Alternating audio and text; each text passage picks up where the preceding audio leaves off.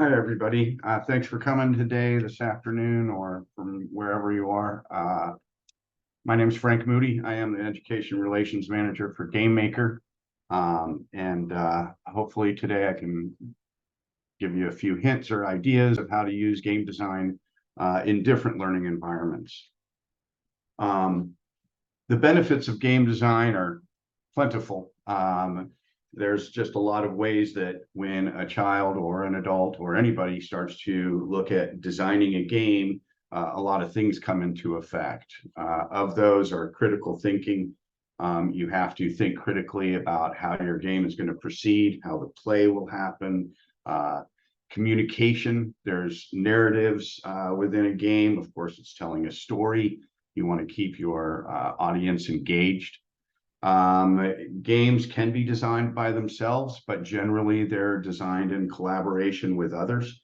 So you have to learn a lot of collaboration skills in order to create a really good game. Also, not everybody's going to have every skill to create a game. You need artists, you need musicians, you need people who can tell a story, and then you have the technical side. There's a lot of creativity that goes into creating games. And when students have to create a game, they've got to think about all the different things that they'll have to do. Time management is another great skill that's embodied throughout game design. Students have to have a range of time, how they're going to get the project done. You can think of the most illustrious project, but if you have a timeline, you're going to have to manage that time. And then, of course, there's going to be lots of challenges that will need solutions. So problem-solving skills are reinforced within game design as well. So why should you teach game design? Well, students using game design become very, it improves their problem-solving abilities, their attention to detail. They become very engaged in creating. It's hands-on work, and I liken it to very much experiential education, because you're going to have to experience a lot of what you're doing, and it's not just a drill and kill or a exercise in just thinking about something that may be abstract. The students have to actually get down and really work within what the game is allowing them to do. There's lots of ways to approach teaching game design. You can make a game step-by-step using a video. You can make a game step-by-step with a teacher leading. You can make projects for students to interpret. Students can look at games that already exist and how those games and the challenges within those games were addressed. So there's just lots of ways to use game design in the classroom to teach a multitude of subjects. I think most of us all start by thinking, well, game design absolutely has a lot to do with computer science. And as such, most of our early tutorials all have to do with computer science. They we tried to target the Computer Science Teachers Association level 2 and 3 standard aligned skills. It has, of course, students are learning a lot about algorithms, programming, the impacts of the computer, how those things all fold in. But there are lots of other subject areas that come in especially in game design, that are beyond computer science. One, art. A good game is going to have a lot of art resources. It's going to have a lot of art that can go in. Games or video games especially are very visual. And so as you're creating those games, you're also learning how to do digital art, manipulation and movement of pixel art. And it's the basics of digital art that are explored within game design, especially 2D game design. Music. A good story is always propelled and enhanced by really good music. Music resources bring the games to life. Using music as an emotional motivator, using music to build drama. So students are learning a lot about how music and sound help propel a story. History, most stories are based on historical events of some sort. And this can be even more enhanced if the assignment or the students themselves decide to explore a historical event or a time period and then create a game around that historical time period. This gives them a real great basic understanding of what went on, maybe the historical interpretations, the narratives. Then they have to make critical choices on what they're going to do, but it also reinforces cultural empathy because they really have to understand how that point in history evolves around their story that they're creating. Language, again, you have to, especially in maybe English as a second language, but other languages as well. There's a lot of dialogue that can go into a game, especially a tabletop game.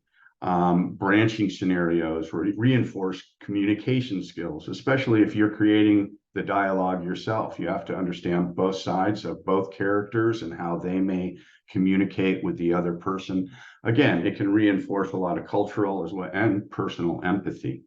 So language becomes very important.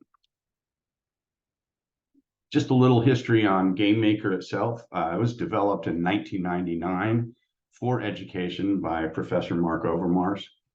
He wanted an easy to learn 2D game making tool that would help students actually learn computer science and coding. He came with the idea that it could have a visual as well as a coded language, creating his own language in order to create that, which is called Gainmaker language, GML. We have free educator resources. Over 1,700 new users sign up every day, and a lot of very popular indie games are created using our 2D game making tool. Again, it's a 2D game engine. We have a very shallow learning curve. The 3D game environments often become maybe too complicated for the classroom, especially if it's not designed to just be teaching game design. In other classrooms, you can use the tool in order to quickly get your students up and running so they can have success and the tool doesn't get in the way. Whereas when you get into the 3D environment, you begin to work with what we call the Z-axis. And you also have to deal with lighting and a lot of things that 2D games don't require. And you can both have the visual programming side as well as a code-based programming side, which I'll show a little more of later. So in terms of the visual versus the coding, what you can see here, this block of code, in terms of visual coding, they have boxes. They're actually doing object-oriented coding, but the boxes keep their stuff organized and it's not so much text related. And you can see on the right side of your screen, the more code version. You can use both within even the environment, and you can switch between the other one and between visual and going to the code base. So this reinforces for students that, computer languages are done generally written, but that gives them a visual starting point in which to look at the game in a different way and the programming.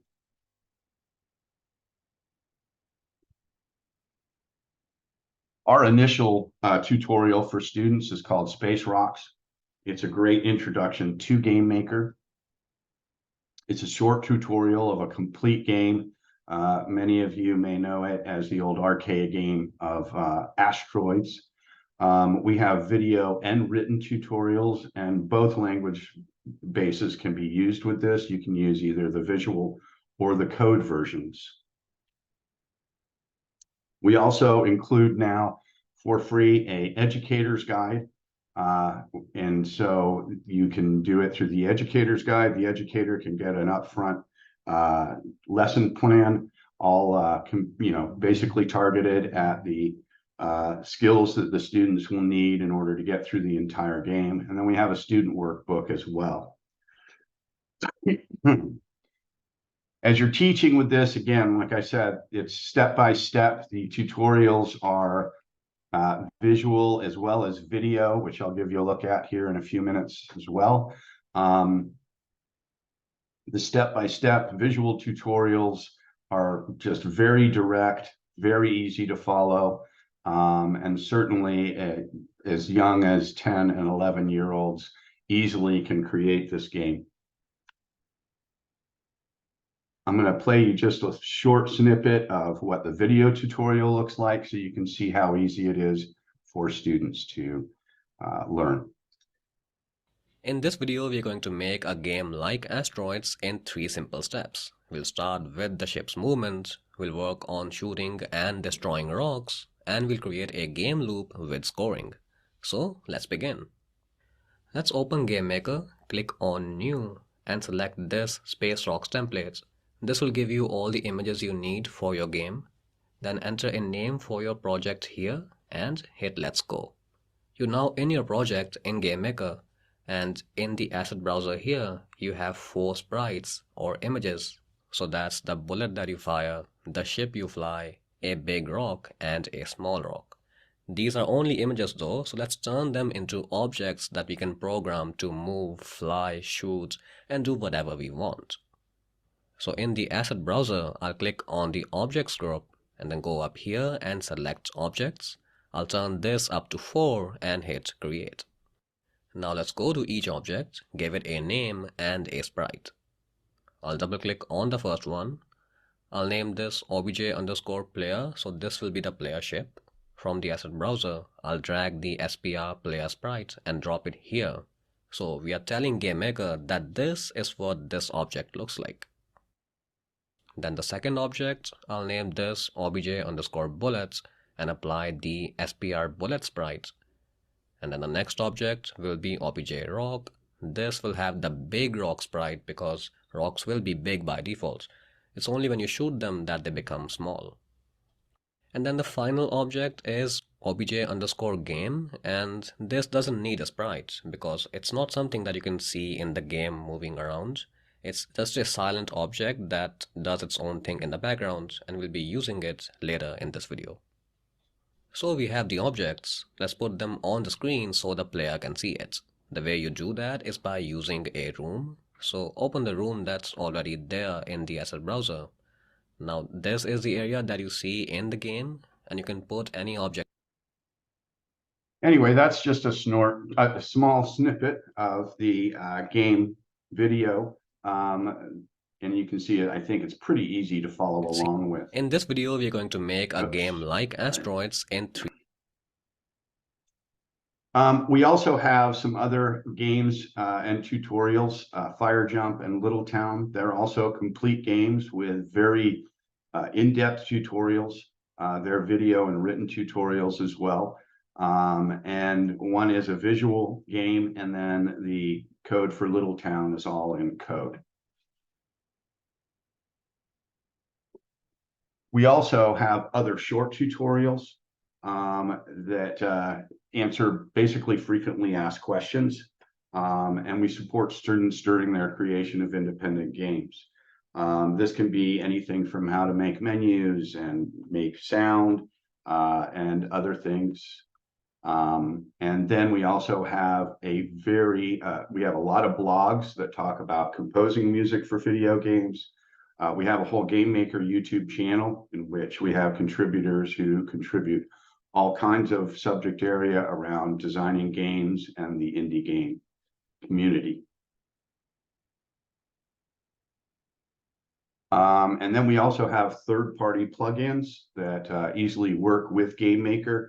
I'm going to show you a little bit about narrative and dialogue and how you can quickly just create narrative and dialogue so that it's not so much, excuse me, so you're not taking all your time trying to reinvent the wheel.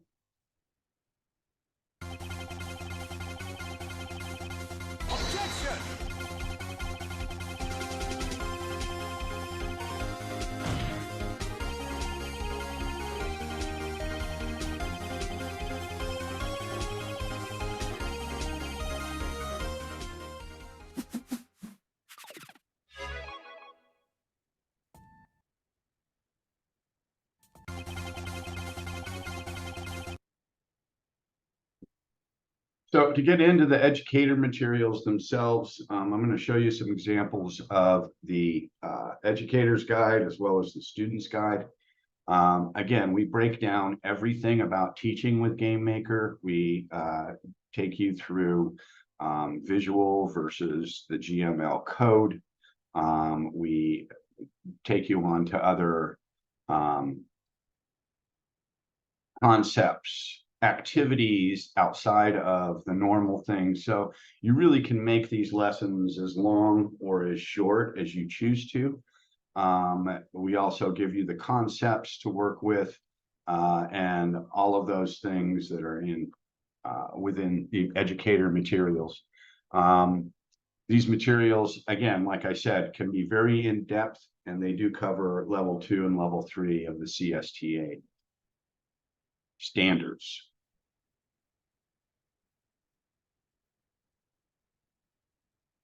So how do I get Gainmaker? Well, educators will receive one seat, and then this seat can be used unlimited number of times for your students. We do not collect any student info, and we do not look at the student's identity. So once you have this in your classroom and on your computers, you can use this, and you know that your student's identity is not being placed out there. There are a couple of license options. The first level is educator and achiever. I'll go through a couple of the differences on those. The educator license, basically you have Gainmaker, you have access to all of the learning resources, the GX Games export, and then you also have a desktop export. That allows you to have the game used on a computer that has Gainmaker on it, and you can switch between machines. When you export to GX Games, the game can be played in an HTML5 format on the web. The Achiever license adds a few more things. You still get Gainmaker, you have the learning resources, you have GX Games export and the desktop export. But now you also have a web export to any kind of website that you might place your game on. You could do mobile exports, and then you can do console exports, which would be Xbox and Nintendo, which we have exports for all of the major game consoles. So in the next steps, keep an eye out for the follow-up email from Christy. It'll include a recording of this webinar and additional info. If you'd like more information or have questions, you can certainly request a quote or speak with your dedicated educational representative, and they'll be happy to assist you in anything. Awesome. Thank you so much, Frank, and thank you everyone for joining us today. Have a great day, everyone.